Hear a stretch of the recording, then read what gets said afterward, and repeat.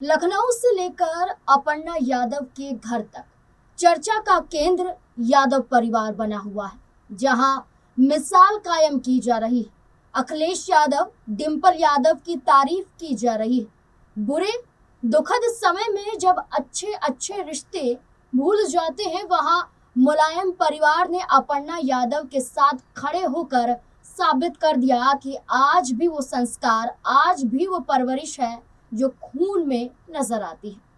खून में ये परवरिश साफ तौर पर दिखाई देती है, जो बताता है कि राजनीति में दूरियां आ जाए, लेकिन इसका असर निजी जिंदगी पर नहीं पड़ना चाहिए। तभी डिंपल यादव अखिलेश यादव ही नहीं बल्कि अपर्णा भी परिवार को उतना ही मानती हुई दिखाई दी। लेकिन 25 मई को प्रतीक यादव के 13वीं में जहां यादव परिवार की चर्चा हो रही थी, इन चर्चाओं के बीच में मुख्यमंत्री योगी आदित्यनाथ को देखकर अलग ही संकेत निकलने लगे। लोग तरह तरह के कयास लगाने लगे। लोग तरह तरह के कयास लगा रहे थे कि आखिरकार 2 बार मुख्यमंत्री योगी आदित्यनाथ का अपर्णा यादव के आवास पर पहुंचना क्या दर्शाता है। दर्शकों, ये सुनकर कुछ लोग बुरा जरूर मानेंगे कि आप उनकी निजी जिंदगी में क्यों जा रहे हैं, क्यों अपर्णा यादव को लेकर कयास लगा रहे हैं। लेकिन ये हम नहीं बल्कि यूपी की सियासत में एक नए मोड़ को दर्शा रहा है, जिसको कहने में कोई ऐतराज नहीं होगा। जरा सोचिए, मुलायम परिवार यूपी की सियासत में बड़ा नाम है। यूपी में कड़ा मुकाबला सपा भाजपा का ही माना जाता है। ऐसे में अपर्णा यादव भाजपा में मात्र भर एक नेत्री है, आयोग की उपाध्यक्ष है, उससे ज्यादा कुछ नहीं। मानवता के लिहाज से मुख्यमंत्री का प्रतीक यादव के निधन के बाद से लेकर 13वीं तक पहुंचना अपर्णा यादव के आवास पर दिलासा देना सराहनीय तो नजर आता है। लेकिन अगर ना चाहते हुए भी विधानसभा चुनाव की बात की जाए तो यादवों का साथ भाजपा के लिए बेहद जरूरी हो जाता है। लोगों के मन में सवाल है कि सीएम योगी आदित्यनाथ का 2 बार जाना क्या कोई राजनीतिक संकेत है। सिर्फ योगी आदित्यनाथ नहीं बल्कि 13वीं में राजनाथ सिंह के बेटे भी नजर आए। भाजपा प्रवक्ता सांसद सुधांशु त्रिवेदी भी दिखाई दिए, अपर्णा यादव के साथ मौजूद नजर आए। इसके पीछे तमाम कई बड़े कारण निकाले जा रहे हैं। आखिरकार और क्या कुछ मायने यहाँ पर निकलते हैं, चलिए जानते हैं अपनी इस रिपोर्ट में। अखिलेश से पहले पहुंचे थे सीएम योगी। सपा प्रमुख अखिलेश यादव के छोटे भाई प्रतीक यादव की 25 मई को 13वीं थी। सीएम योगी भी 13वीं में शामिल हुए थे। उन्होंने प्रतीक को श्रद्धांजलि दी थी और अपर्णा को सांत्वना भी दी थी। इससे पहले सीएम योगी ने प्रतीक यादव की तस्वीर पर फूल चढ़ाया। इसके बाद अपर्णा से यहाँ मुलाकात की। न सिर्फ मुख्यमंत्री योगी आदित्यनाथ ने अपर्णा यादव से मुलाकात की, बल्कि उनके पिता अरविंद और उनकी मां अम्बी बिष्ट के साथ भी मुलाकात करते हुए योगी आदित्यनाथ नजर आए, बातचीत करते हुए दिखाई दिए। इसके बाद लोगों ने योगी आदित्यनाथ से आशीर्वाद लिया। मुख्यमंत्री योगी आदित्यनाथ के बाद बात की जाए तो अखिलेश यादव अपर्णा यादव के आवास पर पहुंचे अपने पूरे परिवार के साथ, जिसमें शिवपाल यादव, डिंपल यादव, आदित्य यादव, सभी बच्चे सब शामिल थे। अखिलेश यादव ने भी भाई की प्रतिमा पर फूल अर्पित किया और अपर्णा यादव वहां हाथ जोड़े खड़ी हुई नजर आई। लेकिन इस बीच में चर्चा ये हो गई कि सबसे पहले अपर्णा यादव के आवास पर मुख्यमंत्री योगी आदित्यनाथ पहुंचे थे, मुलाकात की थी, परिवार वालों से आशीर्वाद लोगों को दिया था और साथ ही साथ दिलासा देते हुए भी नजर आए। परिवार तो साथ था, लेकिन योगी आदित्यनाथ का सबसे पहले पहुंचना यही राजनीतिक संकेत दे रहा है। बीजेपी नेता भी शोक सभा में मौजूद। प्रतीक यादव की 13वीं संस्कार में न सिर्फ मुख्यमंत्री योगी आदित्यनाथ बल्कि रक्षा मंत्री राजनाथ सिंह के छोटे बेटे नीरज सिंह भी शामिल थे। इस शोक सभा में उत्तर प्रदेश के मुख्यमंत्री योगी आदित्यनाथ को देखकर नीरज सिंह ने वहीं पर उनके पैर भी छुए थे और उनका आशीर्वाद लिया था। अपर्णा यादव के परिवार से भी नीरज सिंह ने मुलाकात की।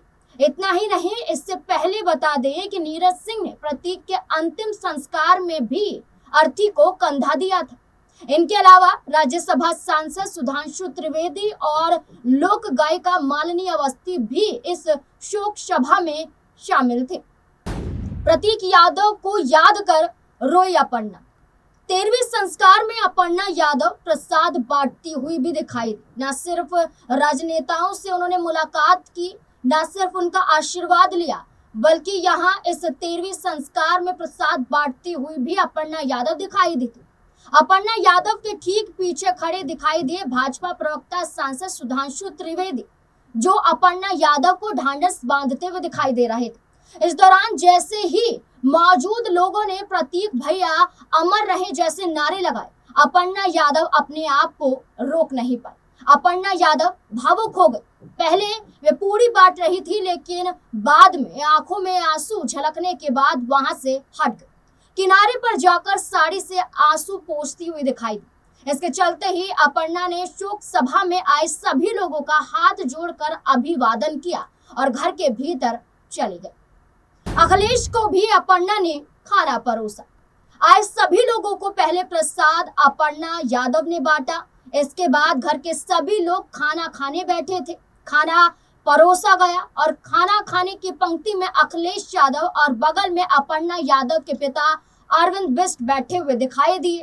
अखिलेश यादव के चेहरे पर मायूसी साफ झलक रही थी। अखिलेश यादव के बैठने के बाद लोग चर्चा करने लगे कि वो अपने आप को वीआईपी नहीं समझ रहे थे, वो परिवार का सदस्य अपने आप को समझ रहे थे और इसी हिसाब से नीचे जमीन पर बैठे हुए दिखाई दिए। वहीं आंखों में आंसू लिए अपर्णा यादव ने सभी को प्रसाद और खाना परोसा। जेठ अखिलेश यादव को भी खाना परोसती नजर आई अपर्णा यादव। इस दौरान न सिर्फ अपर्णा यादव अखिलेश यादव दिखाई दिए, बल्कि डिंपल यादव और उनके बच्चे भी इस घर में मौजूद दिखाई दिए।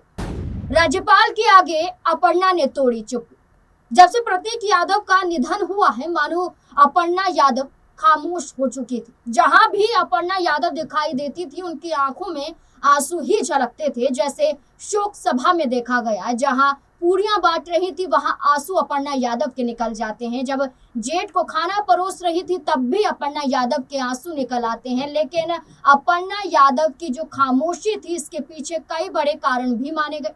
इस बीच में जब उनके घर पर राज्यपाल आनंदीबेन पटेल पहुंची, तो अपना सारा दर्द अपर्णा यादव ने उनके सामने बयां कर दिया। बता दें कि राज्यपाल आनंदीबेन पटेल ने कुछ दिन पहले बीजेपी नेता अपर्णा यादव के घर पहुंचकर उनके पति प्रतीक यादव को श्रद्धांजलि दी थी और परिवार के प्रति संवेदना व्यक्त की थी। जब राज्यपाल और अपर्णा यादव के बीच जो बातचीत हुई थी, वो सोशल मीडिया पर उसका वीडियो साफ तौर पर दिखाई दे रहा है, जिसमें अपर्णा प्रतीक की बीमारी और इलाज से जुड़ी अहम जानकारी साझा करती हुई दिखाई दे रही थी। अपर्णा यादव ने राज्यपाल को बताया था कि प्रतीक यादव को सर्जरी के बाद ब्लड क्लॉट यानी खून का थक्का बनने की समस्या थी। उन्होंने कहा कि जिस डॉक्टर ने उनकी सर्जरी की थी, उसने बताया था कि कंप्रेशन गारमेंट पहनने की वजह से ये समस्या बढ़ी।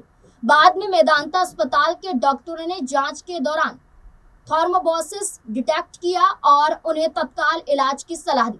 डॉक्टरों ने साफ कहा था कि शरीर में बन रहे क्लॉट को दवाओं से खत्म किया जा सकता है, लेकिन इसके लिए समय और सावधानी दोनों जरूरी है। डॉक्टरों ने उन्हें 5 से 7 दिन अस्पताल में भर्ती रहने की सलाह दी थी, ताकि दवाइयों का जो असर है उन पर हो सके और लगातार डॉक्टर द्वारा मॉनिटरिंग की जा सके। उनका कहना था कि 3 महीने तक नियमित दवा लेने से क्लॉट धीरे धीरे गल सकता है और निकल सकता है। अपर्णा ने बताया कि प्रतीक अस्पताल में रुकना नहीं चाहते थे। वे बहुत जिद करते थे कि हॉस्पिटल नहीं जाना है। वो इलाज के बीच घर लौट आए और फिर सामान्य जीवन शैली अपनाने लगे। उन्होंने ऑफिस जाना शुरू कर दिया, दोस्तों से मिलना शुरू कर दिया, रोजमर्रा के काम करना शुरू कर दिया, जो नुकसानदायक बना उनके लिए, और उनका 13 मई को निधन हो गया। क्या अपर्णा को 2027 के चुनाव में मिलेगा मौका? जब 13वीं के दौरान अखिलेश यादव और उनके परिवार को दिखाना लाजमी नजर आया और ये बताया गया कि परिवार है, परिवार का साथ तो देगा ही, लेकिन ये माना जा रहा है कि इस बीच में भाजपा नेताओं का दिखना, मुख्यमंत्री योगी आदित्यनाथ का सामने आना, राज्यपाल आनंदीबेन पटेल के सामने अपर्णा यादव का दर्द बयां करना, ये साफ जाहिर कर रहा है कि राजनीति में कुछ बड़ा होने जा रहा है। न सिर्फ यही, इससे पहले मध्य प्रदेश के मुख्यमंत्री मोहन सिंह यादव भी अपर्णा यादव के आवास पर पहुंचे थे, जो बड़ा संकेत दे रहा है। भाजपा को डर है कि ऐसे वक्त में अपर्णा यादव पिघल ना जाए और परिवार और सपा पार्टी का साथ ना दे दे। इससे आने वाले समय में बीजेपी को ही नुकसान झेलना पड़ सकता है। आम लोग इमोशनली कनेक्ट हो जाते हैं जल्दी। अभी अपर्णा यादव की जिंदगी में गम है और इससे उन्हें अकेले ही झेलना पड़ रहा है और चुनाव में हो सकता है कि भाजपा इसका इस्तेमाल करती हुई नजर आए। ऐसे में सूत्रों के हवाले से कहा जा रहा है कि एक तरफ सपा की तरफ खुद अपर्णा यादव के कदम बढ़ रहे हैं, तो दूसरी तरफ भारतीय जनता पार्टी में बेचैनियां शुरू होने लगी हैं कि कहीं अपर्णा यादव बीजेपी का साथ छोड़कर सपा की तरफ ना पहुंच जाए। लेकिन अब देखना होगा, क्योंकि अभी लंबा समय बाकी है, अभी दुख की घड़ी है और इस बीच में अपर्णा यादव के कई बड़े कदम ये दर्शा रहे हैं कि वो परिवार के पास वापस लौट रही। और अगर ऐसा होता है तो क्या भाजपा के साथ बड़ा खेल हो जाएगा? इस पूरे मुद्दे को लेकर आप क्या सोचते हैं, क्या समझते हैं और क्या कुछ आपके सवाल और जवाब हो सकते हैं? अपनी राय कमेंट सेक्शन में जरूर दें। धन्यवाद।